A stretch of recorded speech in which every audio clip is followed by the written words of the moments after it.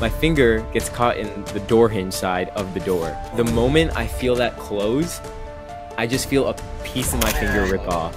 Drake's like so defensive. He started talking about Millie Bobby Brown. Kendrick never even mentioned Millie Bobby Brown. Which is crazy. Which is so crazy. You can't say he's a better artist than Kendrick. That's not a question of like opinion. I know it is, but it's not. Yo, guys, welcome back to the Famous Chili Podcast. Don't forget to like, comment, and subscribe. Check us out on all platforms, guys. We're back. It's been a crazy month, We're man. back. In the last 30 days, man, how much shit happened. We ended school. Drake and Kendrick been going at it. Pedophiles being caught on the street every day. You know, NBA playoffs. I got a tattoo. Nishk lost his finger. Like, come on, talk man. to us about let's that. Let's start off with that, man. How did you lose? How did you lose your fucking finger? All right, so average Thursday night. Me and my friends are just hanging out in our apartment, and randomly, me and him are just hanging out. He goes into my room, and I follow him in, but he closes the door behind him, and I'm just chasing him in. We're like messing around. My finger gets caught in the door hinge side of the door, and the moment I feel that close, I just feel a piece of my finger rip off. And at first, I was like, I felt the pain, and I felt it, and I was just like, oh, I saw a little bit of white, and I was like, oh, my nail just like splintered, because I assumed like, oh, that looks like my nail. If it was that much force on the tip of my finger, it probably just broke, and that's what I see. I go put it under the sink, rinse it because it's dripping down my hand, and then all the blood drip like washes away, and then I see just a white piece sticking out, and I realize it's my bone. And so then I'm like, oh, this is an actual issue. This isn't just my like nail splintered. So my roommates call 911. Ashrika finds gauze in like my apartment. She like gives it to me. I had like a thing in my first aid kit. And then, cops come, ambulance comes. I end up taking the ambulance to the hospital. While my roommates went and got my wallet for my ID, and they saw the finger on the floor. So they took a glove from the ambulance and picked it up, and we took my finger to the hospital with me. And now the finger has been restitched on. It's all black because it's not getting any blood supply, and it's just going to fall off. But for now, it's acting as a bandage, keeping my finger together. And hopefully it heals well, but we'll see over the next month. Yeah, Nish, that's actually crazy. And the most ironic part about all of this is that out of us four, you're most likely to have a ring on your finger before all of us. And yet that's the finger the ring that got finger was chopped lost. off. Isn't that insane? on his right hand. Yeah, right hand though. We're good. Sorry, yeah. You're No, but dude, you think that's the biggest problem, man? He can't leak code for a month, man. That's crazy, man. Like, That's my finger the worst doesn't part move. of it. All my other fingers move. Oh man. Yeah, Right, it's so through, I'm doing a lot of this typing right now, where it's like one hand types, my left hand's actually typing normally, and my right hand's like jumping around. You got an auntie type, man. Just yeah, I know the two finger. Yeah, it's all right. It's all right. It seems like it'll take a little, maybe about a month, a little over a month to heal. Hopefully, it's good before I go back to college. I'm taking a class right now. Like a class started this Monday, but it's pretty easy. So I hope like a lot of ChatGPT. But University of Illinois doesn't know that. UIUC class. The University of Illinois doesn't know that though. ChatGPT is actually just my brain. Just to graduate on time. I'm like, I have like 18 credits. Time. Just want to get one out of the way. Or like, I don't have to push it early, but so that I don't have to take one credit semester. 2.5 years. Yeah. So I don't have to take a one semester course or one credit semester. That's the only reason. So wait, how did it get caught in the door in the first place? Like, what was happening that your fingers? I want you guys to all go home and do a little science experiment. Hold a pencil. Have one person hold a pencil on the hinge side of the door, and then have someone else go and close the door really fast. And then let's just see what happens to that pencil. And you'll see why this happened. No, but I was like, how is your finger in the door in the first place? How did it get in that position? That's true. Yeah. Oh, I think so basically, my door was like here, and I was running this way. And I was about to turn and go into my door. Right, my room like door is a little bit in front of like a little wall, and so I was turning the corner, and I put my hand on the door to try to stop it. And I think my finger just like slipped into the hinge, just because I don't know. I probably into things, man. Come on. Anyways, I think it just hit the door. Like my hand slipped. I like pulled it back a little. It went into the hinge, and then boom. Oh. So you're saying did you not feel it too much? Because dude, this guy looked like a psycho in the first picture he sent us. He's sitting there like holding his hand up, like the biggest smile on his face. I'm thinking, okay, this guy must be high as fuck right now. Whatever painkillers they gave him, like he must be tripping out that he's that happy, just like with his finger cut off in the picture. I'm like, oh my god. No, it was. I just sent the smile picture as like a joke. I was like, hey, what's going on, guys? And then, it was just the adrenaline. Did you feel the pain? Did you feel the pain? Because like normally, when big stuff like this happens, you don't feel it right away, right? Oh, I 100% did not feel it right away. I felt the door close on it, but it didn't like. It wasn't painful. It was like, oh, something happened there. I could feel that something happened, but it wasn't painful. A couple seconds after, once I get it under the water, then the pain hits me. But adrenaline rushed into me so quick, where I was just like, okay, the pain was like the least of my concerns. It hurt a little bit after I took it out and I put it under the gauze and like held it. But I don't know. I was just, by that point, it was like the adrenaline was running. I was like definitely not focused on the pain of the finger anymore. I was making jokes. I was just like messing around. I did the connections while they were stitching my finger back together. Bro. Yeah. Oh, you did the connections while they're making the connections, man. Yeah, that's exactly what happened. It turned 12 o'clock and, I got to do the New York Times game. Yeah. Damn, bro. So what? How likely do you think you are to actually keep the finger? Like, what do you think are the chances that it won't, like, if the blood doesn't reach it? Okay, so regardless of whether or not the blood reaches it, which we don't know how much of the inside of the tissue is actually getting blood supply, what the doctors have said is that regardless, because of the fact that I'm relatively young, healthy, I don't have any, like, I'm not diabetic or anything, I should get some good growth back. The absolute worst case probably is that, there's two like worst cases. If it heals back properly, it might just heal back short, might have no nail. That's like the worst healing case. And then the other really bad case is if it gets infected, they might have to cut even further down my finger, and like close that part up, just because it's not going to be super good if it gets infected. And then you can't even tell, because I have like the top part of my finger right now is all black, for any viewer that doesn't know what's going on right now. So they can't really tell what part is infected on the top side. So it's just kind of like as we go along, we'll see. But yeah, apparently like these types of injuries are like the way they heal is just super like random. Like it's not a definitive answer on how they'll heal. It's just how your happens body the way it reacts to it, happens. really, Yeah. Yeah. So Let me ask you this, and this is kind of a question for all you guys, right? So let's just say supposedly all does not go well. Knock on wood, we're hoping everything does, right? Your life changes a little bit. So now my question to you is, would you guys rather live with no hands or no feet for the rest of your lives? If you had to choose. No hands. No hands. Hands. Easy. No feet. No feet. Easy. No hands. No easy. feet. No hands. Ari, easy. Ari, you can. How are you gonna Ari, walk you can anywhere? Easily get. You can Wheelchair, foot crutches. prosthetics. What the Foot hell? prosthetics. But that's boring then, man. If we're counting prosthetics, then I'll lose any of them, man. Like I don't care. Exactly. Like, I can also get a prosthetic. Well, no, then arm. losing your hands, you Yeah. can still do things. You can can. get robot arms like. They're not as good. There's very good not as prosthetic good as hands. There's arms. very good Yes. prosthetic hands Yeah. these days. Are they going to be? Would you rather have a prosthetic hand or No, your but own even hand? then, you have wheelchairs. Okay, but then what's the point of the game? Okay, man? everyone stop. I would rather not lose any limbs. Everyone stop. Everyone stop. No prosthetics. No prosthetics. Thank you. You That's live without fine. it. When I say you live without it, you mean you live without it for the rest of your life. I'd Can I rather still do lose it? my hands. Crutches or I'd wheelchair? rather lose my hands. Crutches or wheelchair? Can I use? Yeah, you can crutches have or that. You can wheelchairs? have that. wheelchair? You can have that. You can have that. You can have that. Okay, then I'm taking Have fun those. rolling I'm taking around, those man. easy. Then I'm I'd taking rather the have no legs. hands. What the I'd rather hell? have no hands. I'll crutches. Wait, I'll use Ari, crutches. what are you gonna Legs. do? How are you Losing? gonna eat? What are you gonna do? Just like pick it up, man. Like I could get it. Dude, okay. What's more, eating is also such a small portion of your day. The amount of things you lose by not being able to go anywhere Ari, walking by yourself. Ari, you're forgetting. Ari, Ari, you you're won't be forgetting- able to leak walk code. by yourself. You won't be Ari, able to let me- leak wait, code. let me or go type through with this Man, with you. code. that's what Ari, Neuralink's for, man. Ari, in this one week of my finger being gone, let me tell you the amount of things that'll just be messed up in your life. You're gonna need help with forever. Eating, you're gonna need help showering. You're gonna need help. Yep. Showering, you might be able to do. Wiping your own ass. Okay. With no Showers. legs, how are you gonna shower? Also, Or No, there's you seats crutches for up. that. Crutches in the Someone shower. puts There's you in a seat. seats in the shower. Yeah. Hold on. talking Crutches, about? Your argument Seats. is just wrong here, bro. Your argument is so think wrong. about it. Wait, I think Nish just made the most valid point of all time. Yeah. How are you gonna wipe your wiping ass? your ass? How Well, are you you want wiping someone to your come ass? in the bathroom with you every time? Oh, I just changed your mind. Let's just say you have a bidet.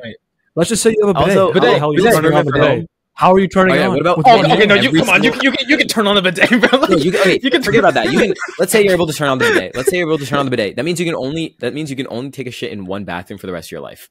The one with your bidet. I think I'd rather take my chances with that than not be able to You can't even control do where that. I go. What you just did? What you just did like this? You can't even do that. Bro, I don't give a fuck raise about your if I hand. can do this, man. Yo, Who you the fuck can't cares? even raise your hand. You're underestimating opening doors is going to be an issue. Any door that has a circular knob, impossible to open now. You're going to have to. Also, twist wait, it. Nish, you also have to think about all like wheelchair accessible places now. Everything is wheelchair. Yeah, accessible. everything is wheelchair accessible. It's so much harder to find places that are just handless. You could play wheelchair basketball for all you want. Yeah, bro. Or tennis. Yeah. There's no Yeah, right you or know no what? answer You know to what? the right answer. You know what? There's a lot more people in wheelchairs than without we hands. switched So them. yeah, We no, switched that's a good them. point. We Yeah. switched Yes, we brought him to the right side. Trust me, like as an Oh experiment. wow! So what are you saying about people without hands? What are you saying about people without hands? No, Saying that's the wrong even side? they would. I'm sure they would even trade their feet for their hands back, man. A lot of people would. There's no trade. They don't have hands to begin with, bro. What are they gonna trade? No, but Their that's what he feet just for their said, hands. man. Oh my god! 10%. 10%. I didn't hear that last Oh, part. My man. bad. I think that brings up a good argument, Nishk. How do you like how positive are you? You know, how are you feeling? You know, mentally after all this? Because I'm fine. like you said, it's a good story. Nah, bro. The first thing he texted in the group chat was college lore when he grows up. Yeah, Dad lore. What you're gonna tell your This is kids, great bro? dad That's lore. crazy, Dude, now This you is can great shame your dad kids all lore. the time. They say something hurts, man. When I was your age, I lost my finger, man. And the funniest thing is like Ashrika right before that was like, yo, you guys should just sit down, bro. You guys are like running around, whatever. It's like late night. And then I like that immediately happened within like a couple minutes after. So it's like a thing. It's like, oh, if you don't listen to your mother, it's like, oh, this is gone. Yeah. This is gone, boys. So it's like That's a nice, let- bro. I don't- let's play a think quick Nishk game is actually. running again. Oh wait, yeah, go ahead. I was just saying, I don't think Nishka's running Yeah. again after this, bro. Like it's traumatizing, bro. Like just walk. Yeah, dude. You know, like last night I was going to sleep and I like it just kept like picturing in my head like my hand going there, coming back, and it was just like gone. Yeah. Wait, I got my besides hand not a caught great- in I got my hand closed in an elevator recently. I mean, it's not the same. I'm just saying. Like, not the same. I know. I'm just saying what you're saying. that We went in the same elevator area. We went in comes the back same. out. No. It didn't open back up. It like stayed You there. just pulled for, it like, out.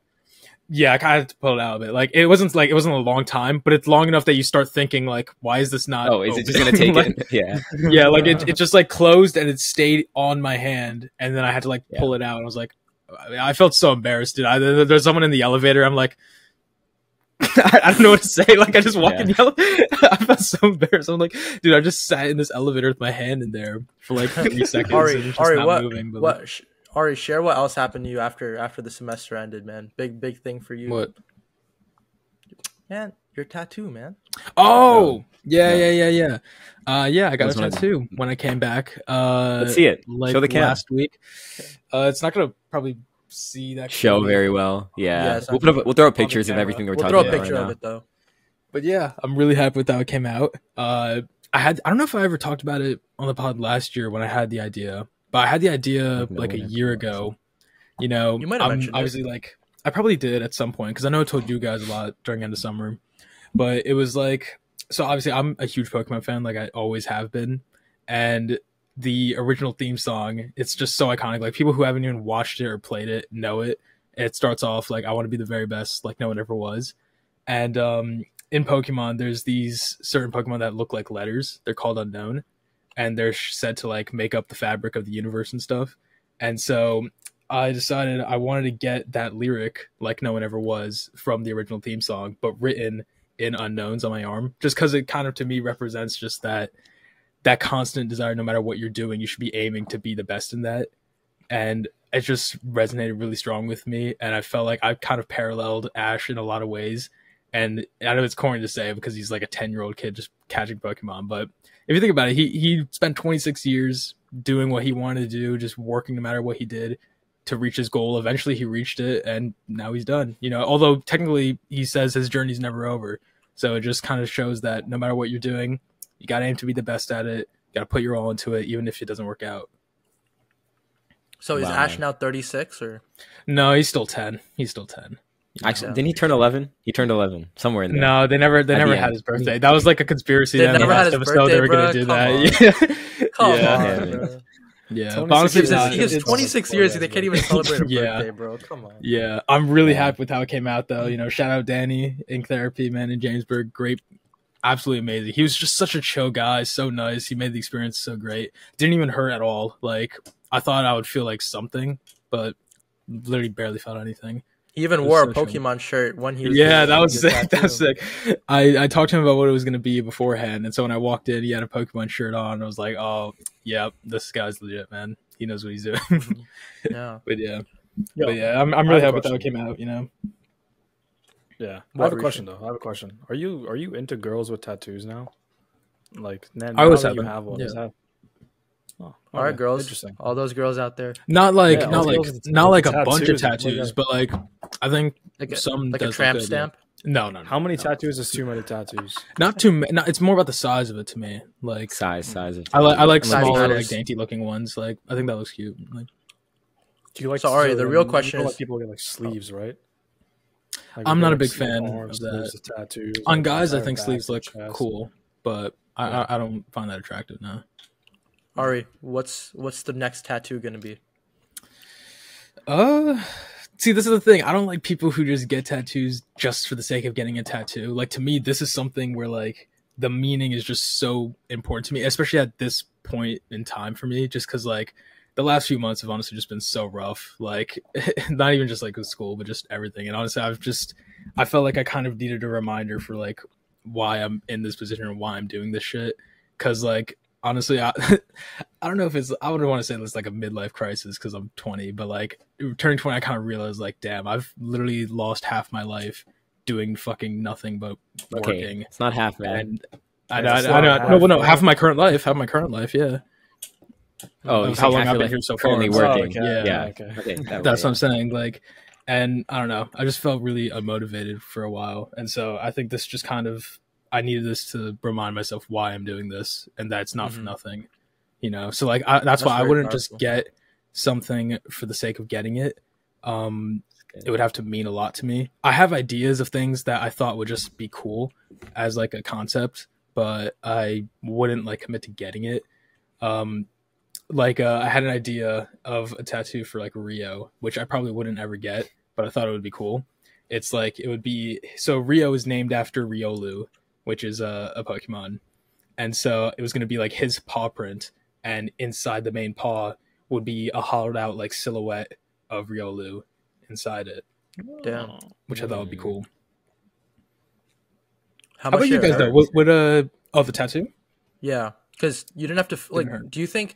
I know when you did your tattoo, it was mainly letters, so just like outlines. But do you think filling it in hurts more? Oh, 100%. Yeah. This is just Oh, line yeah, work. big time. So line work makes everything honestly a lot easier. Like it's so fast. Like, dude, Prem brought me there, right? He left to pick up food. He thought it would like, because I Yeah. thought it would be like at least an hour. And I call him, I leave, and he's like, you're done? Because it was legit 30 minutes. It was Nah, 30 bro was minutes. about a ditch. Bro was about a ditch without paying, right? Oh my Right? god, no, I felt so bad. Yeah. I felt so bad because dude, the guy like dapped me up. He hugged me. He was like, "All right, man, thanks for coming by, man. This was great, man." And then it sounded like Then he just and then leaves.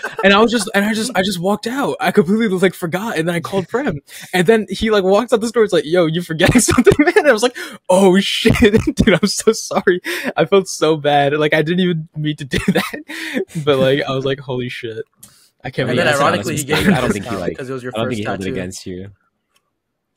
Yeah, no, he understood. Like, Yeah. because dude, I left my It's just backpack there also. Like, I was clearly like just forgetting. Like, Yeah. Mm-hmm. dude, yeah. But how about you guys? Would you guys ever get one? Yeah, I'm thinking I'm Tom not. Brady, like right down my chest and my stomach, just Yeah. like just a big Just a one. giant him Tom holding Brady. his Lombardis, maybe like this. I don't really know. I haven't really thought it through yet. But I was thinking the biggest Tom Brady I could possibly do, just right here. Yeah,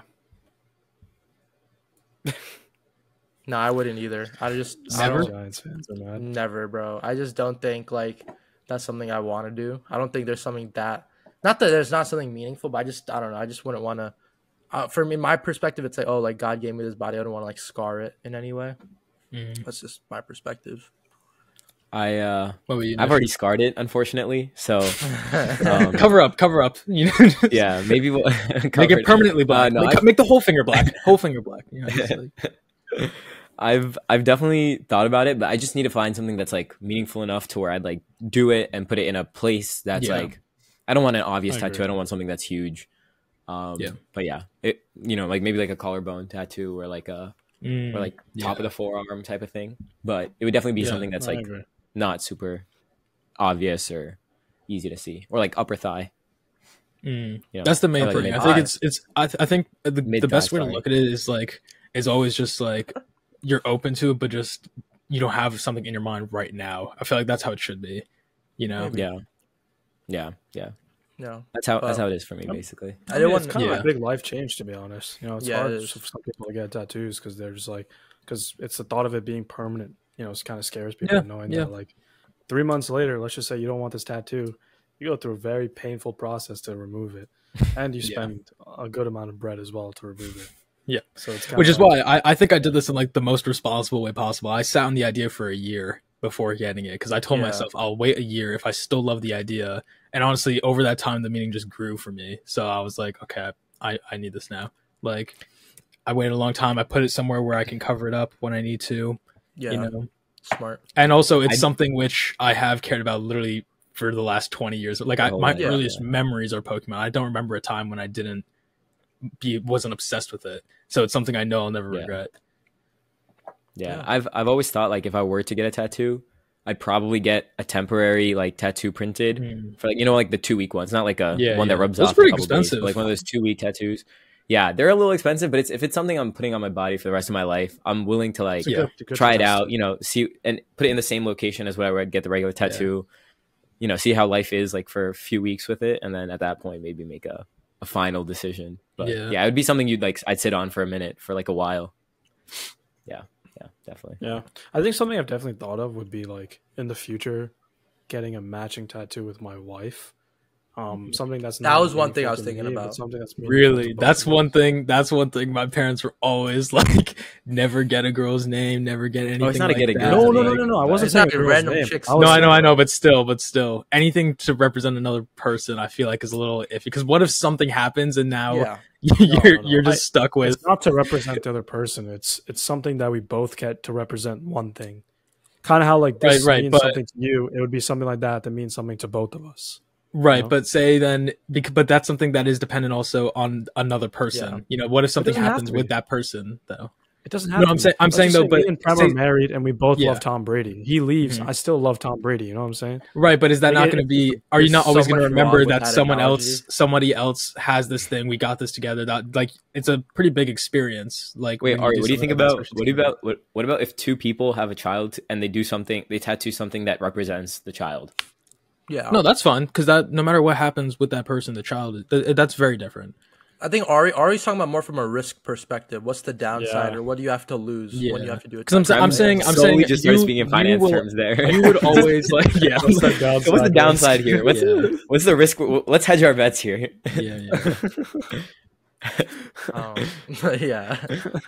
Let's put one tattoo of the current wife's name, one tattoo of another girl's name, and then if it works out with somebody else, then it's fine. You know. Pivoting. No, I understand what Hrishi's saying though in that fact because like it's worth if you're both getting say you have a child and the child loves Pokemon and then you get like a little like Pokemon like Pokeball tattooed whatever just an example, then is that you're saying that's completely fine. But what if both the parents also love Pokemon at the same time? Right. No. Again, that's fine. But I'm saying that experience, you will always think that this person, we got it together. We got that tattoo together. I'm just saying it depends on the person, obviously. But I feel like that'll always be a constant reminder of that person if you did it together. You know, because that is like a bonding experience when you do something like that. You know. Yeah, it's a risk you have to take, you know. Fair, but if it really hurts, you take it off. You know, if you guys end up separating, if it really, really hurts to even look, or you're just gonna cover up, or something. It doesn't really matter. But I think it's a good experience to do with. But that's an experience you'll have. Like even if something happens between the two of you, you still lived. I'm sure, like you're not doing this with someone you've been with for a year, 2 years. It's someone you've been with for like a decade or whatever. You know, at that point, it's like even if you guys do separate, it's like Nishk, divorce lawyers are there for a reason, bro. Yeah, fair. Okay, but the point is like that part of your life is still important. It's not like you're ever gonna get into a new relationship and they're gonna be like, oh, you had a 10-year relationship before this. It's something that like is stuck with you. Yeah. It's not like a one-off thing. It's like it's part like of your character. Yeah, like one tattoo that's a couple tattoo I saw that's really cute. It's like Ethan and Faith Hrishi. They have like matching lobsters because of Friends. Oh. Like where they say like, oh, you're each other's lobster. Yeah, of Ross and Rachel. I mean, I've never like, seen that. Friends, That's cool. Like that's really cool. because in the show, Phoebe always says to Ross and Rachel, like, no matter what, you're gonna end up together. Like, because they're constantly on and off, and it's because lobsters like made for life, and they walk around holding claws in the tank. Yeah. So like, oh, that's really nice. To be honest, I never really got into Friends. I know this is not really related to tattoos. I'm rewatching it right now. I don't think it's that good of a show. I really don't get the hype around it. I don't like shows like Friends and How I Met Your Mother. For some reason, I just don't like shows like that. I think it depends when you watched it, because I watched it when I was so young that kind of just shaped my humor for like a lot of it. So that's just what I was told to be funny, and so I loved it. Okay, maybe How I Met Your Mother is just different because I like really don't like the character Robin, and everyone somehow loves this character. What? She seems just so like, I don't know. I just don't like she just seems like an asshole from everything I've watched. Like, I think it also. And I've watched a good few seasons of it. I think it also depends though. It depends on what your humor is, first of all. Number two, it also depends on what type of show you're looking for. You're just like trying to have a show in the background, right?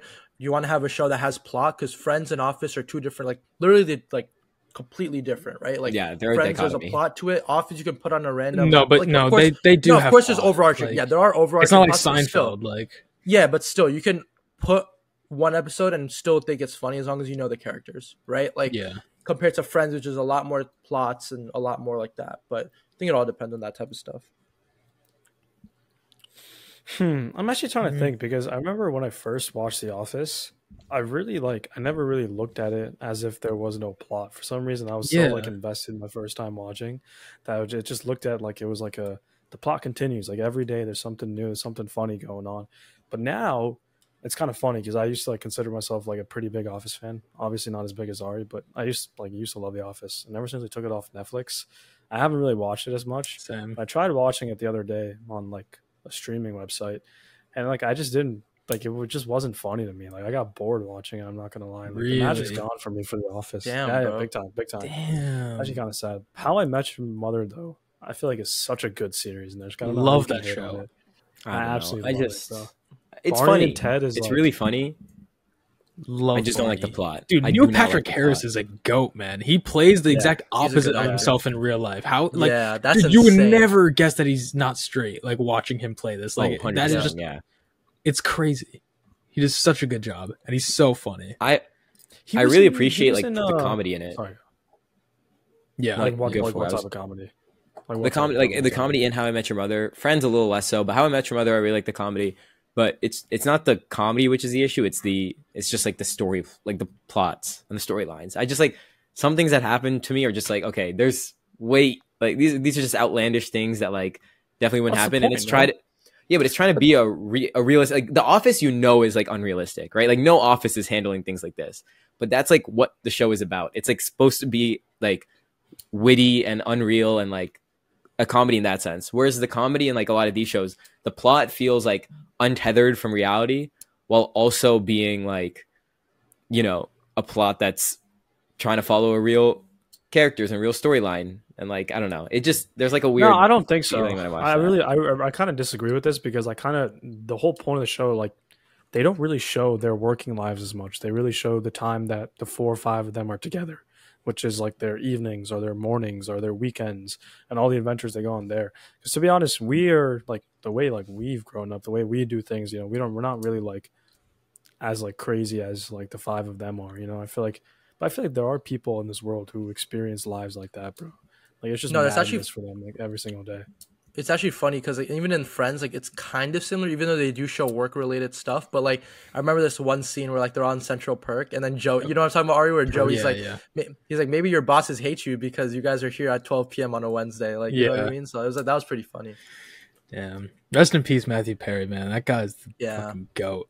Literally shaped what I found as like humor at that point. Like, I fucking love him, man. Yeah. Mm-hmm. But moving on, man. This month, obviously, I said at the beginning, it's been crazy. We can't do an episode now without talking about Kendrick and Drake. Oh my god. Oh my god. Since right now it appears the beef's kind of settled down. It's kind of, we don't know if something's going to come back. There's rumors that things are in the vaults and that we're just waiting out the Not Like Us hype to die down.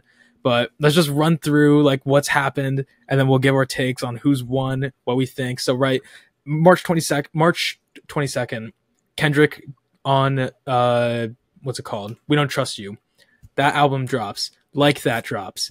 Kendrick Lamar comes out, drops a killer verse dissing Drake and J. Cole. Now, this is not the first time this has happened, right? He's done this before on like Control years ago. And at that point, it was all just like friendly competition. It looked like that. And it was very much paying homage also to them while saying, I'm just here. I have to do this. I have to come for you. It's no hard feelings. This time it's felt completely different. It felt completely different, right? And for a while, we hear nothing after that except J. Cole's album, J. Cole's response, J. Cole's apology, which honestly now, looking back at it, hats off to you, J. Cole. You did the right thing. J. Cole's chilling on a beach in Barbados right now, man. Literally, did you see? Like I sent you guys a video. Yeah. Some random girl was just in Barbados or Bahamas or something, and they're like, "Oh, J. Cole's on my beach." Like, yeah, dude's living life, man. He escaped. Good for him, bro. Good for him. He really did. My goat. He's not sitting in the studio like thinking of lines right now. Yeah, dude. Because Kendrick doesn't hate him. Apparently, it's actually Kendrick had somebody tell him to kind of get out of it because chill out. He doesn't really have like a problem with J. Cole, but everybody hates Drake in the industry. It kind of looks like, because dude, is it not suspicious that everybody's coming at Drake and not one person has defended him? Like not one person in the industry. You're Drake. You're the biggest artist in the world. You've put so many people on. So many people owe their careers to you, and yet none of them are defending you. There has to be a reason, right? Wait, who did he put on? Like through OVO Records, you're saying? Not necessarily through OVO, but dude, Drake is known for the cosign, right? Like features. Okay. Every time there's like the reason Drake's also managed to stay relevant is because of how often he switches his style, how often he collabs with newer up and coming artists. He stays tapped in. Like when Lil Durk was starting to come up, he did the Laugh Now Cry Later, and that was huge for Durk. That was his first major song. After that, Durk blew up a lot more. You know, Drake's known for doing these kind of things, and that's how he stayed as big as he is. Right, but people don't also like that he keeps switching up because he's not like, people don't think Drake's gangster like that. And like coming up, his earlier stuff was not like that. And then he just changed his energy out of nowhere, trying to act tougher because he didn't like that people saw him as like a soft kind of guy from Canada, pushover, you know. And he wants to be that tough street guy. When I mean, I don't know. I'm not going to comment on what he is and what he isn't. I don't know, obviously, because in Canada, people do say he kind of runs Toronto, and that anything he wants to happen can happen, but that can happen to anybody with money. Like, yeah, exactly. So continue with the timeline, right? Then after that, the first time we hear from Drake is April 13th. We get Push-Ups. Push-Ups leaks, right? Now, I don't know about you guys. I liked Push-Ups. I hated the rollout because I feel like Drake's team just leaked it to test the waters because there were so many AI things going around that people could just, if they didn't like it, they would just dismiss it and say it's AI or something. But because it had good response, they like took credit for it. I don't like that they did that, man. And like, it was a good diss. I was really happy with it when Push-Ups came out. Like, what did you guys think when that one first dropped? Push-Ups was good, but we heard snippets of it beforehand, which was like what made it like less. It when all these other songs dropped, you sit there when the drop comes and you listen to the whole thing and you're like, damn. And you just keep like, you get really hyped around it. Push-Ups, you like hear some of the verses beforehand, you're like, okay, cool, I've heard this before, and you hear a new line or two in there, and then you go back to hearing something you've already heard. It's not the same of like, oh damn, it dropped and let's listen to this, you know? That's what I think definitely ruined Push-Ups a little. Yeah. Dude, and also like, I'm sorry, some of the shit he's saying there is just stupid. Like, are you kidding me? Like, dude, you're not in the top 3. SZA's got you wiped down. Travis got you wiped down. Savage got you wiped down. Bro, you're telling me fucking 21 Savage. You're telling me SZA. You're telling me Travis Scott is better than Kendrick. Like, okay, you don't like. You some people would argue on that last one. What, Travis? There are definitely people. Yeah, I feel like there are definitely people who argue Travis is up there now. Travis would not even argue that. Travis would not argue that. Travis would not. I'm not talking about Travis though. I'm talking about just the general public. His fans, and a lot of people definitely would. There are people who they're put Travis dumb. on that pedestal. They can think they can like him more. They can like him more. You can't say he's a better artist than Kendrick. That's not a question of like opinion. I know it is, but it's not a question of opinion. It's actually exactly a question of opinion. Yeah. I mean, this is the definition of an opinion.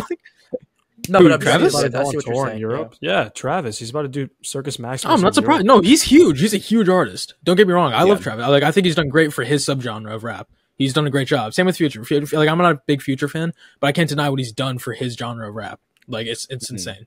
But that's why, like, it's just not comparable to Kendrick. It's just too different. It's not a big three. No, you're not big three. You're gonna tell me you're better than fucking Kendrick? Well, no, I agree with you on that point, but yeah, it was a good diss, but like, I don't know. At that point, he took the lead, right? Because like that was just a bit of bait. He's trying to get a response out. You know, he wants a response from Drake, but it like that was Push-Ups was an appropriate response. He took it a bit further. He moved the pedestal, right? Moved the goalpost.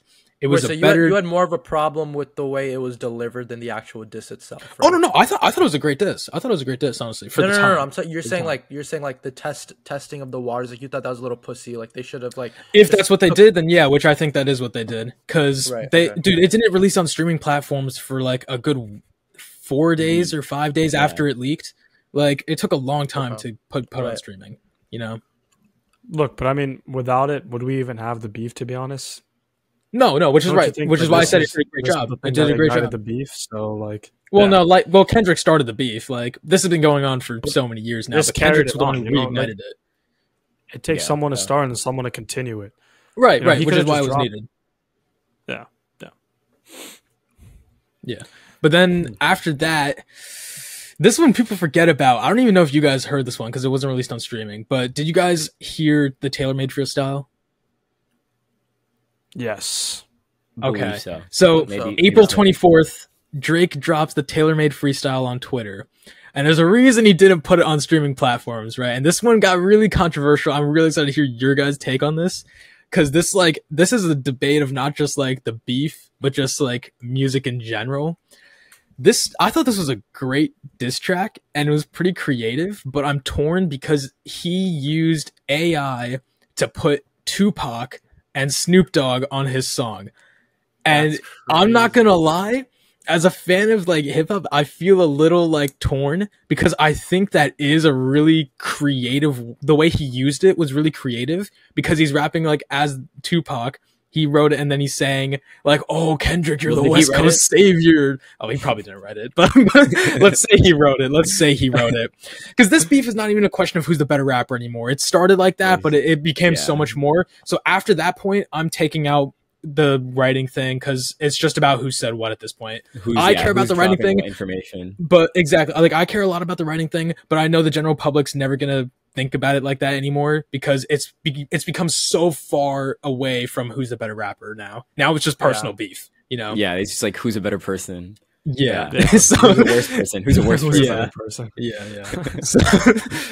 So that's why I'm kind of torn because the way he used Tupac was kind of funny. I'm not gonna lie. He was like, "Oh, Kendrick, the West Coast savior, you have to save us, man!" Like making fun of the fact of how everyone sees Kendrick as like this god, like, "Oh, he's like the chosen one." And I agree with that. Like people do, obviously, I think he's a great artist, but people like to embellish it a little much. Like anytime you go on Twitter and it's about Kendrick, you see like, "Oh, I went to the store the other day," and he's like, "Oh, but this is a quintuple entendre for this thing," and it's like, okay, not everything is that. Like, yes, Kendrick is like that, but he's not always like that, you know. Like, it's kind of like teachers, like identifying lines in books that are just like, nah, like I just put it there. Yeah. Like, no, don't get me wrong. Like Kendrick definitely does that, but they take it a little too far. Some of the fans, you know.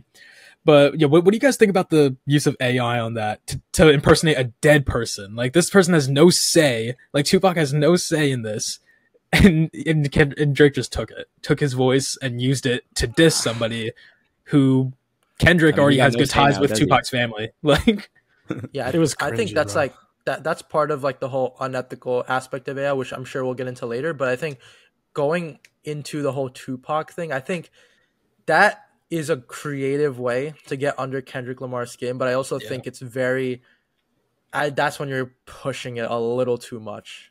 It was a low blow, but that was the point, right? He released this really quickly just to get Kendrick to rush a response, right? And then he used that AI cringe nonsense to hit that, to give Kendrick a little low blow.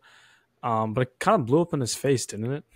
Like, I feel like he got a lot of backlash from it anyway. So not just backlash. The Tupac estate sued him, and that's why he had to take it down. And so we'll get into this a little bit later now. But Drake then said in, I believe, the Hard Part 6, he came out and said that Kendrick is the one who told the Tupac estate to send a cease and desist or like to sue Drake and all of that. So I mean, we'll get into all those accusations. But yeah, the law behind that is probably so open and new, because like it's just this is really uncharted waters. It's too fresh for the majority. Yeah, it's like AI is so new as is that like there's so little you could do. Because it's not like defamation. He's not using his like voice to like ruin, like people had the whole like Taylor Swift on Twitter thing. That was just like defamation. To some extent, where it's like, okay, they're using AI to like ruin someone's name. But he wasn't using AI in any way other than as a voice for someone else. And there's no like, I don't know any laws or anything like in the true legal field, but that seems like it's not something directly harming Tupac or, his estate. So it'd be interesting to see what the result of that is when things do play out for that. Yeah. And so it's just, did you guys see Snoop Dogg's response to that though? To his voice being used? No. Oh, this is so funny. On his Instagram the day of, he just posts a video of like, it's like all blurry. It looks like it's recorded like years ago. He's like just his face over the camera. And he's like, they did what? When? How? Are you sure? I'm going back to bed. Good night. and then he just left it. Like, he just didn't say shit, which is just crazy. And then finally, April 30th, we finally get a response from... April 30th, we finally get a response from Kendrick. Now, this is 17 days after Push-Ups dropped, which is like the first actual diss from Drake. This is a long time. This is when it really starts heating up. This is when it heats up. This was the best weekend of my fucking life, man. This was such a good weekend. But dude, it took such a long time, and it now makes sense why, right? So April 30th, Kendrick Lamar comes back and he drops Euphoria. Euphoria was amazing. It was the first one to come back. He comes at Drake for like using Tupac's AI. He comes at him about being like a culture vulture, essentially, which is one of the reasons why people hate Drake in this industry. Because obviously Drake is mixed, he's not fully black. And it's not even that's the issue though, because J. Cole's mixed also, but nobody seems to have a problem with J. Cole. It's more just because people think, especially Kendrick and other people in the industry, seem to think that Drake picks and chooses when he gets to be what. Like, he's constantly changing his voice, changing his accent to fit certain styles. He's picking and choosing when he gets to be black and put on black features and act like that in his songs. And then he wants to use his other side sometimes for other gains. Like, people think that he doesn't put enough, he hasn't been that way his whole life. He hasn't represented the culture in their minds enough. And obviously I can't speak for the culture, but I'm just saying there's two things that like, I think with that I wanted to say, which was one, that might be a reason why, or you kind of alluded to this earlier, that he's had that longevity, right? Because he's able to switch and he's able to cater to different audiences throughout time. But I think a second thing, I think this is why a lot of people might hate him in the industry, is that again, you alluded to this earlier as well, him acting like he's gangster, when a lot of people have actually come from, again, I don't know if Drake actually came from places of, like the hood or whatever, but like, there's a lot of people who've come from the hood who are like, if you're not gangster, like, you should not be acting gangster, because you don't know where that is. You don't know what that's coming from, what that symbolizes for people really coming out of the gutter. And so I think that's one of the reasons why many people really hate him for that, for putting on that facade, so to speak. Yeah. And again, like, people never like that he just picks and chooses when he gets to act black, so to say, like, and that's why, like, I believe Kendrick had like the line of like, I don't know if it was on this song, but he says, how many more black features till you feel that you're black enough, and it has like multiple layers to that, because it's not just talking about him physically, like his physical features, but also like artists in this industry. He keeps trying to grab and take advantage of other artists who have certain credibility. And that's when on Not Like Us, his most recent one, he goes in saying like, dude, you used Future for street cred in Atlanta, you used 21 to act gangster, you used all these people to get your lingo up, you used all these people to push your game, which, I mean, fair enough, but like, the things he's calling him out for are using them to make himself seem more part of the culture, which is where the issue lies. And so when that one dropped, I was like, let's fucking go. Kendrick's back in the lead. We're back into it. And then the biggest thing Kendrick said on that song, he talked about Drake's back-to-back song, you know, the diss at Meek Mill that happened like years ago. Back-to-back was a club anthem. Like, that song was massive. It became huge. You know, is that a world tour or your girls tour? Like, that's such a famous line now because of that song. And yet Kendrick says, oh, back-to-back, I like that record. I'm gonna back to that for that record. And then what does he do? 3 days later, he goes back to back and he drops 616 in LA. And that, dude, the timestamp, he's copying timestamp Drake, man. Already the title is like a quintuple entendre of some shit.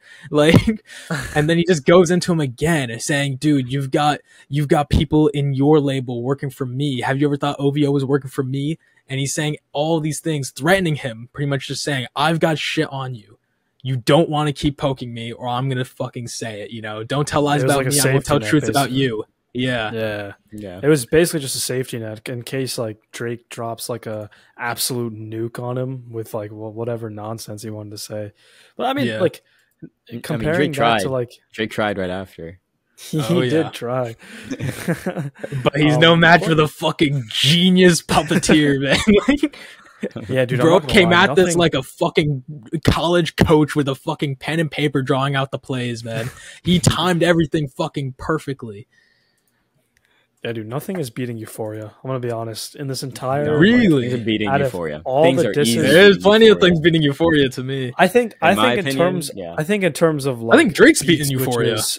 I think the energetic flow, all the different one-liners Kendrick had, I think it was just like overall like a lyrical masterpiece. And then like comparing that to like 616 in LA, like in terms of like lyrics and flow, like there wasn't like as much substance. But I think in terms of like, I think it was more of like strategic for him to drop that. Yeah, you know, he dropped it at that time when like Drake was doing all that shit on Instagram and like shit talking Kendrick as well during that time. So it was really just a safety net. Really, it doesn't matter if it wasn't as good as Euphoria or not. But I think it was just really, to put pressure. Yeah, it was just pressure.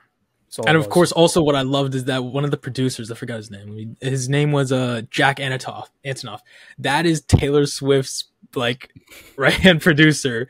So that song was literally tailor-made. And that dude, I found it so funny that he brought in Taylor Swift's producer to make it. Because dude, the whole Taylor Swift freestyle, that title was already like a triple like entendre against Kendrick, which I thought good for Drake, honestly. That was pretty well like made because Kendrick's label like would force him to do pop features and like go with Taylor and like would make him also like switch his album dates because of Taylor Swift dropping and stuff like that. So great play, and then good rebuttal from Kendrick, you know, to bring in the producer and actually like show that, you know. But then later that day, it just keeps moving forward, man. Then May 3rd, later that day, Drake comes out with Family Matters. And that one was a heater. This was Drake's nuke. Yeah. Drake was teasing this. Drake was teasing this on Instagram the whole week. Little owl with the red button. This was his nuke. Great song. I love it. It's so catchy, and it's honestly a good diss track. Like, it was a good song. So many three beat switches, I think. I think it was like 6 minutes or something. He dropped the music video also. He had the Good Kid, Mad City van going throughout it, destroying it in the junkyard. Amazing. God. I loved it. Amazing. Perfect.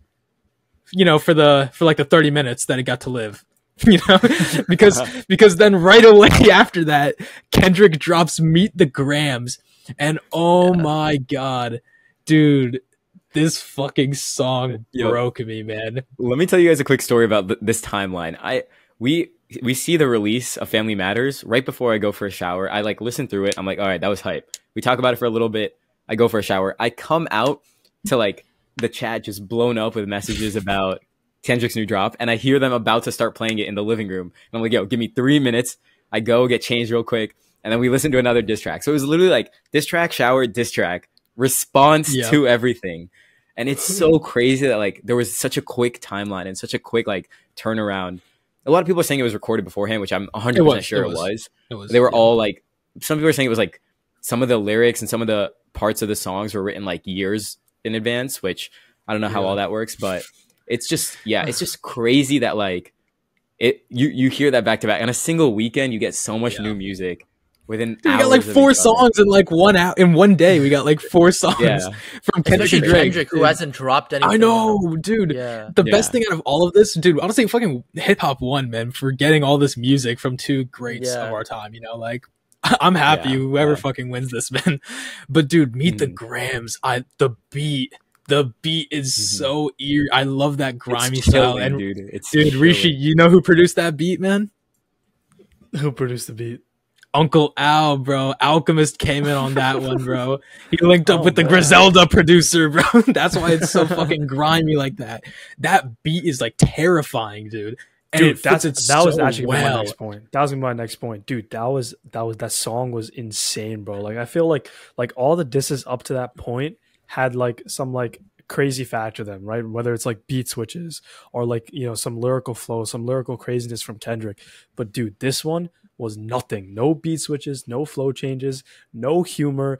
There was no music video. It was literally just Kendrick going into Drake for 6 minutes straight, bro. Like he absolutely ripped him to shreds for 6 minutes. Adonis, it was Dear Adonis. Oh, your baby girl. Your baby girl. It was scary. It was scary. Dude. It was scary. Oh my god. Dude, the memes after that were so funny of like Adonis when his dad grounds him and he just slams the door and starts playing dun dun dun dun dun dun dun dun. Dude, Adonis.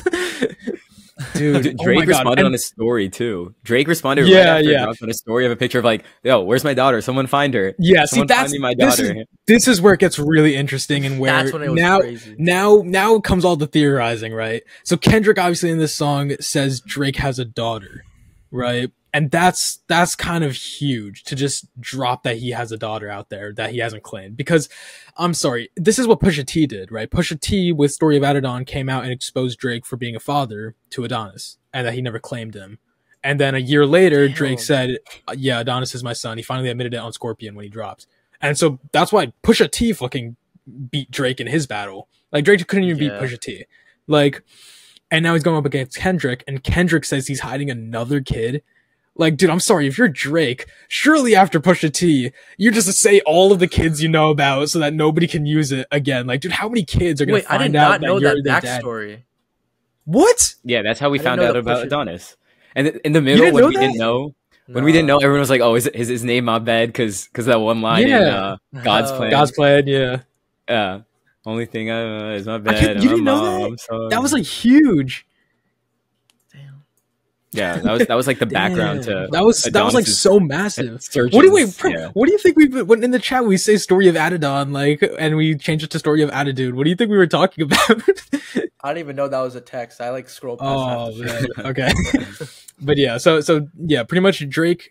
And then, the iconic line from Drake, which everyone memed, was that, I'm not trying to hide my kid from the world. I'm trying to hide the world from my kid, you know? Like, it was just so fucking corny. But yeah, so Kendrick comes out saying he has the 11-year-old. Yeah. And Drake turns to Instagram, immediately says, yo, can somebody show me my 11-year-old daughter, man? I'm looking for her. Like... So now there's speculation, right? Is this true? Is there not? We need receipts. I'm not going to assume anything's true until I see it, right? Because I immediately was worried that Drake kind of planted this, and that I was thinking like, okay, what if the mole is like feeding him lies? Because Kendrick said that he has a mole from OVO. So immediately I'm thinking something could be wrong. I thought that was a consensus.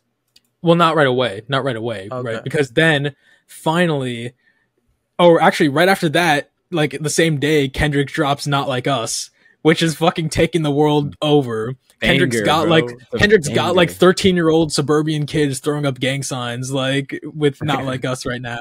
It's just so catchy, bro. Dude, you can't not just Easy like Kane came back for one of those. Yeah. Easy Kane came back for like the singing in public. He dropped a new video for that. Oh my god. Yeah, dude, that's become like the official music video of that. They not like us. They not like us. They not like us. Yeah, dude, I'm not gonna lie. Kendrick is killing Drake, bro. Like it's not even close. Like just with Euphoria. Wait. So what happened to the daughter thing? Did that end up getting like? Was it a so that comes later. That comes later. So yeah. So Not Like Us comes out, right, and everyone loves it. Mustard did a great job on the production, and now Mustard on that beat. Oh. And then so that song is kind of crazy because it broke a bunch of Drake's records, You know, it's now the fastest song to hit 100 million streams on Spotify. It's the fastest growing song of all time. And all of these records were previously held by Drake, right? And so crazy. This is kind of when everyone's saying like, okay, Kendrick got it. Like Kendrick got it, right? And then Drake the next day drops The Heart Part 6. Now this, when it first dropped, I thought Drake might have taken an edge for the first few listens. The more I sat with it, I realized I'm wrong, but at first I thought that because, dude, Drake comes out here. It was a great song in my opinion. And then he says, yeah, we fed you all of that information. A daughter that's 11, we thought that'd be funny and we gave it to you. That suitcase, we planted that and we had you take it. Because the suitcase of like the album cover stuff, which was stolen from his dad, all those prescriptions and Ozempic, a lot of them, he said he planted that, and they were actually disses to Rick Ross for being fat, you know, and Kendrick being short. But I don't know. The more I've sat with it, and also, dude, Drake's trying to defend himself as being a pedophile in the worst fucking way. If you have to defend yourself as not being a pedophile, you've already lost. Like, I'm sorry, like, yeah, like you can't be that close. Kendrick called him out. Yeah, dude, bro, Drake's like so defensive. He started talking about Millie Bobby Brown. Kendrick never even mentioned Millie Bobby Brown, which is crazy. Which is so crazy because it only makes like he's digging the hole deeper. Yeah, he's like already in a hole with what Kendrick's done to him, and he's like, "Yeah, guys, let me try to explain myself here." I think he's it was so just bad. him waving the white flag at this point, bro. Like he knows he's done for. He's literally done for, bro. Because like, let's be honest, like it was good because he stole like the Hard series, you know, from Kendrick. Yeah. Other than that, the song was ass, man. Like it was not a good song. Well, it depends. If what Drake is saying is true that he did plant that, then I think that's a genius chess move. Like of getting a fake. Like if Kendrick did that, people would be singing his praises so much. Of how he planted a fake mole to give someone fake information, discredit everything you've said about me. That's an insane move. One of the honestly greatest moves I've seen in hip hop. Like this is, if that's true. But in the same song, he tries to defend himself. Yeah, we don't know if that's true. And also, it's enough time after that where it's like he literally just took it from Twitter. It almost looks like because every person on Twitter was saying, "Oh, what if Drake just planted this stuff about the suitcase and the 11-year-old daughter and gave it to Kendrick?" It's like word for word, almost exactly what everybody on Twitter said. Like, which is just it's too convenient. Like, which is why I'm already like. Wasn't there video circulating on Twitter of like proof that Drake had the suitcase a while back? Exactly. Or something like that? Yeah. Recently, now a few days ago, I think, or earlier this week, it was found that it was Drake's suitcase. If you look closely on the prescriptions, it was to Drake. So Drake did get Ozempic, which is funny because it just adds to the whole BBL Drizzy thing, which I fucking love. Rick Ross is just so funny. Rick Ross calling him BBO Drake at the beginning of this whole thing was so funny. Then Metro, the fucking genius, comes out with that. Can I say something? Can I say something real quick? Kendrick this, Drake that. BBO Drizzy 100% in my heart has won this entire thing. Because without saying a single word himself, Metro has taken over TikTok. Like, not like BBL Drizzy, as many TikToks and videos that have been made around all of Kendrick's stuff, BBL Drizzy is doing all of that with just one song, no lyrics. No lyrics. It's just like the producer like going in there doing his stuff, you know? And it's crazy to me. People recreating the song on like all these different instruments, people doing it with like the I don't know, like the tube that you put in your mouth when you sing. I forget what it's called. But so many people have just like created new versions of this one song just to like like Kendrick got everyone behind his songs. Metro got everyone on his songs. Like that's the difference there. And yeah, Metro got assembled everyone the Avengers, bro. Yeah, as Kanye said, we were all excited for the destruction of Drake. He said, like, yeah, dude, Drake. How do you lose to a producer, man? How do you lose a rap battle to a producer? Like, shout out fucking Metro Boomin, man. Like, that's just genius. You know you can't rap, so okay, I'm gonna make a free beat and have the entire world diss you. Random people on Twitter, that's random crazy. SoundCloud rappers, they're all gonna be dissing you now for the next year. Kendrick was like, oh, Metro, like get on a beat and have people diss. Do you think that was a Kendrick? I think Metro just won. Because Metro and Future have been, the whole album is just geared towards dissing Drake, and Kendrick's is just the one that like really caught people's attention, you know? Got it. But Metro has had issues with Drake, same with Future, you know. But yeah, it's just crazy because now it's all just a game of he said, she said, or he said, I guess. But like, everyone's like, no one knows what's happening anymore. Nobody knows what's real. You know, recently there was speculation that Drake was found in this hotel, allegedly in this hotel, which was a frequent visiting place, or I think owned by Jeffrey Epstein. Oh my god! And there was also reports that he beat up a disabled reporter there, which was proven false. The reporter came out and said that wasn't true. But people and now we got the fucking Riddler on Twitter. Did you guys see that? What are you talking about? You didn't see the Riddler? No. Oh my god, dude. This creepy guy on Twitter just popped up like a shitty quality camera, dark room with all of the items from the Suitcase album cover just hanging up on a wall. That's with like a weird voice modifier, just panning it around and saying, "I've got proof of what you've done, Drake." And shit. It's so weird. Yo, dude. That's 100% a random kid who just like made replicas of it. I don't think so, dude. There's no way that's real. Like this, no way. I think this guy is probably just close with Kendrick, and he's someone like involved in it somehow. But it's just so funny. And dude, people close to Kendrick swear on their life, like they can be lying, obviously, but they really believe Drake has this daughter, and I would not be surprised if he did. You know, I wouldn't be surprised either. Now that it's Ari, so you're saying Kendrick planted a fake mole, or Drake planted a fake mole as like a double agent to Kendrick? Drake, if anything, planted a fake mole, but we don't know if that's true. We don't know if that's true. Yeah. Wait, I have a question. I don't know if it is. I have a question. So I've been trying to like follow this on Twitter as well. Like, this is a little bit unrelated, but it's something I'm a little confused about. Which one is Kendrick Lamar's actual Twitter account? Because I feel like when you search it up, there's more than one that people have been talking about. There's one that's called Ebony Prince 2K24 that everyone's saying is his actual Twitter account. That's what I'm looking at right now. Because he's just like he's still posting on this account as well. If this is actually him, he just posted. You might just have multiple It's just accounts. at Kendrick Lamar. The one I thought was just at Kendrick Lamar. 12.6 million followers. Yeah. Yeah. So then, no. Ebony Prince is the Riddler. That's that guy. Oh, that's the Riddler. Yeah, that's the guy people were saying, dude. Now, bro, when that first came out, all the fucking Twitter like meme pages were like retweeting that. They're like, bro, Drake's already got a 20v1. Now he's got to go up against the Riddler, man. Like, that's funny. Okay. There's yeah. even sorry. So no, go ahead. No, go. You're good. Okay, so I was saying, now that it's kind of settled, the dust settled a bit, we haven't got anything for a couple weeks, week and a half. Who do you guys think has officially taken the cake Kendrick. of this beef? I'd say Kendrick for sure. Kendrick, come on. If you're saying something unless else, the fake mold thing turns out to be true.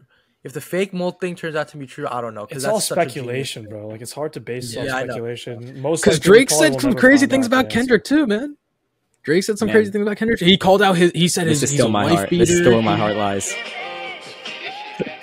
Yeah, we're gonna get copyright.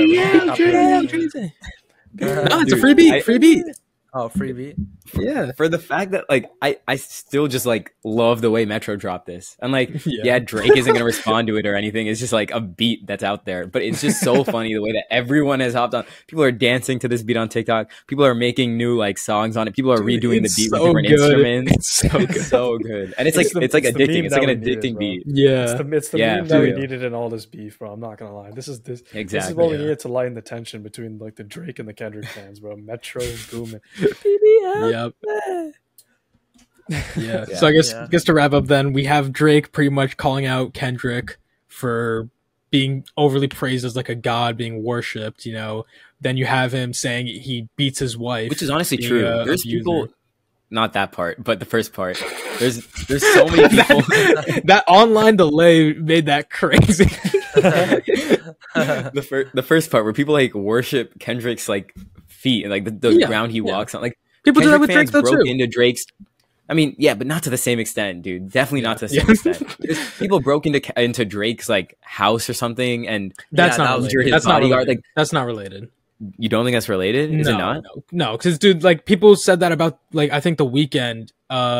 His place got shot up, and people said, "Oh, is this Drake?" Like a few weeks before that, because Weeknd was dissing Drake. The one that got Drake's house is the one that got broken into at the same time all this beef was going out. How was right. No, right. But right before that, when the stuff with the Weeknd and the Drake was happening, the same thing happened. Like when the Metro album came out and Weeknd was dissing Drake, similar thing happened again. And wait, did his house get broken into, or was it just trespass? It was shot up. It was shot up. His security guard got shot. Okay. Yeah. I don't know So, whether like, or not. I definitely think Kendrick. That's when it becomes like, yeah. Yo, this is just rap beef online between these two guys. Don't put yourself into it. That's when it becomes Kendrick not fun. cares or Drake cares if you're going in there and messing stuff up. Like, no, bro. When it gets physical, it becomes a problem. I'm not gonna lie. Like that's what I'm saying. Like people want to talk about like until you harm someone. Yeah, that's what I'm saying. As a rap beef, I generally believe this is the greatest I've seen because, in my opinion, like all the great legendary rap beefs, they turn physical, and it wasn't that much about the music. This one was purely about the music, and it should stay that way. The second it becomes like actual violence is when it's not fun anymore. It's not a game anymore. Like that takes away all interest, in my opinion. Like, dude, Tupac vs. Biggie was like two of the greatest fucking artists of their time, and maybe of all time you can consider. And their lives were fucking cut short because of this stuff. You know, how young they died because of this. You know, luckily Nas and Jay-Z, that didn't happen. They've had long careers. They're both very successful. And it was also over misunderstanding. Yeah, like it's like they used to be friends. They were friends before. Yeah, they were literally best friends. Yeah, you know, and same with like NWA. When NWA split, you know, you had Eazy-E and Dr. Dre, and obviously like Ice Cube going at everybody with No Vaseline, great diss track. But like that was amazing. But Eazy-E died because of like. Right, that was different, but I'm just saying in general, like it's you have to keep it to the music. Don't let it turn violent. That's when it stops being fun. Exactly. You know. You know what else was fun though? Like some of the effects of this though, which was like, dude, Shaq and Shannon Sharp getting into diss tracks. Like I feel like everyone's just getting into diss tracks now because of like Kendrick and Drake. Like man, everybody copied the Sidemen, man. Everyone copied the Sidemen. No, literally, no. It all started back at YouTube diss tracks, bro. Yo, Jake Paul, Logan, bro. Literally, Shannon Sharp just said one thing. Shannon Sharp said one thing about Shaq and how he was talking about Shea getting MVP over Jokic in front of Jokic, and then Shaq came back. They were sparring over Twitter, over Instagram. And then Shannon even said, he was like, yeah, you know what? I don't want to argue. I don't want to debate. Like, it's all over. And then Shaq rips him with the diss track, talking about how he only lasts 30 seconds in DJ bed. Diesel. And all these other things. And I'm like, bro, like, I feel like he just wants attention. He talks about what I found so ironic was he talked on TNT. He's like, oh, I give criticism to all these people and they're so sensitive. And yet he was the one who was sensitive when doing this diss track on Shannon Sharp. And so I was like, wow, man. Hey, DJ Diesel's doing his thing, man. Let him have some fun there, man, you know? I mean, now that it's TNT's final season, he's just going to try find ways to stay relevant now. You know what I mean? Wait, what? Oh, he's done after this?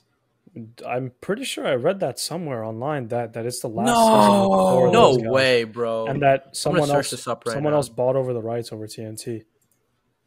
If they're not idiots, they would keep the same lineup of the hosts. Yeah. Like, there's no way they replace Shaq, Chuck, or there might be speculation with like NBC taking over TNT's. They would be absolute idiots to not keep that lineup.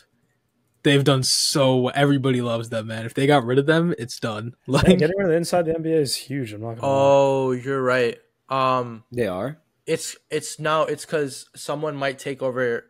That's not TNT might take over the media rights over TNT. Think they'll keep inside the NBA. Inside the NBA will go away.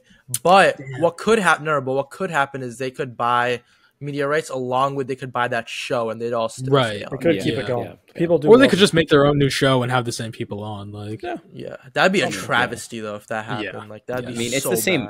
It'd be the same thing. It would just be named differently, probably. Right? Yeah, dude, you can't beat that chemistry, man. That chemistry is just so good. I mean, I want to Shaq. The same people. I want to Shaq and Charles Barkley diss. That'd be so funny. Bro. Yeah, but that would be just completely joke though, because they're close. Like, no, dude, Shaq's got something to him, man. He came pretty good.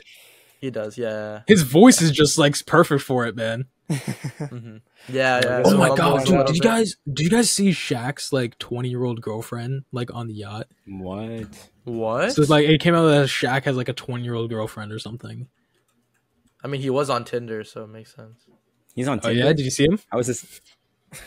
Hey man, I don't have that setting on, man. Come on. No, he